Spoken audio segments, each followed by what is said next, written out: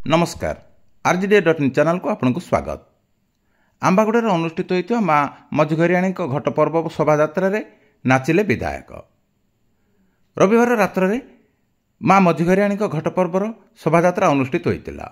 गत बुधवार आरंभ होता शोभा आज बाहरी कार्यक्रम में रायगड़ा विधायक श्री आपल स्वामी काडरका जोगदे भक्त और श्रद्धालुओं हाथ को हाथ मिसाई नाचिथिले। आज अर्थात रविवार दिन माँ घट पर्व अन्य साही की स्थानांतर होब बोली सूचना मिली।